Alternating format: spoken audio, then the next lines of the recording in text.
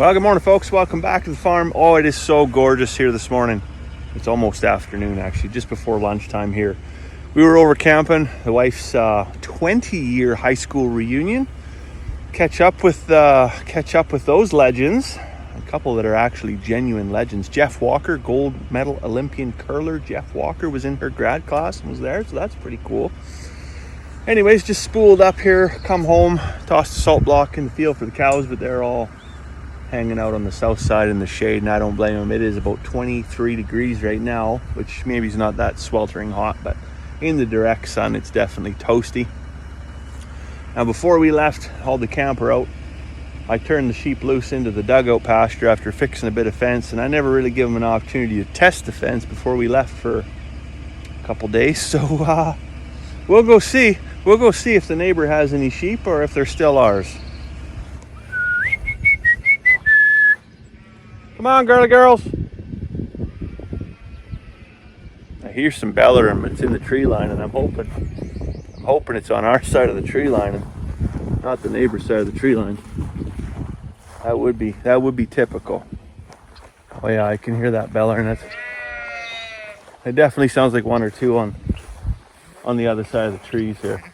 They're not coming out of the shade either. It's a toasty warm day. We got Holly, Molly, and Dolly here. Oh no, I think maybe everybody is on the right side of the fence. Wow, look at that. That's a first. Oh, of course the dog had to come down. You're a rascal. You're not supposed to be here.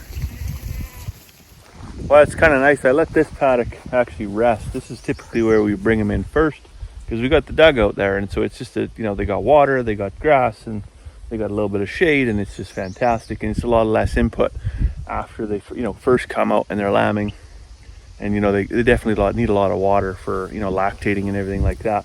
But this one was really, really tired, boy. Like last year and the year before, both couple years, significant drought, and everything was behind. And so we let this rest and we kicked them out into what we call the big pie-shaped piece. And because it basically holds a lot of the flood water for the spring runoff, and so it was a little bit further ahead. So we kicked them over there, let this rest, and it is actually looking much better. And so July 1st, the last 2 years, July 1st, we've ran out of grass and had to get really creative, running them out in the bush and doing all kinds of stuff, moving them every day, and it's very, very labor intensive. But here we are, what are we, the 23rd of June, so still a week left in June, but they won't eat all this in a week, that's for sure. And we've still got some stuff that we can rotate them through. So I think we're actually, for once, in a pretty good shape. The only bad thing is, up until here the last few days, it's been so very cold in the mornings and overnight. And so the actual grass growth hasn't been that significant. You get the warmth of the day, but that cold in the night just kind of keeps everything knocked back. But it's starting to warm up here now. If we get a little bit more rain, I think early this week we're supposed to get a little bit more rain, and most everything's flowered out here now. So you probably won't get much more growth, but hopefully we get enough just to help carry us through until, well, I mean, we're always looking at October, right? Beginning of October is typically when we got to start feeding. Beginning to middle of October, and then right around the time water freezes up, get them off the field, get them back up in the farmyard. It's tough in these little paddocks here though, because, well, like the terrain is not like, of course they got the big hills where everything would come out of the dugout, and lots of ant hills and all kinds of stuff, and they're just a couple acres at a time, right? They're not huge by any means, and so you can't really bring any kind of equipment in here, and work anything up, or add a whole pile of fertilizer and work it in, or do anything like that. So you pretty well got to, on the back of the side-by-side or something like that, come in and spread a little bit of fertilizer. But that's why it's really important to rotate the animals, especially in these small paddocks, because even if you wanted to, it's quite a bit of work actually to come in here and do anything to create any kind of soil improvement or vegetation improvement. Now the dugout this year, I'm not really sure what to make of that. That's all pollen fuzz that blew in, eh?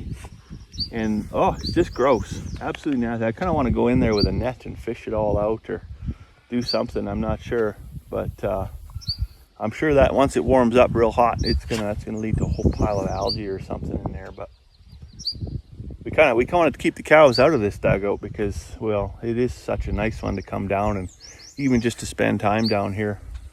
Probably not doing any swimming or anything like that, but just come down and watch the red-winged blackbirds or the loons or whatever. That one just flew away here a second ago, but just a little bit more peaceful down here than, you know, something's got a whole bunch of hummocks and lumps and everything chewed up by the cows.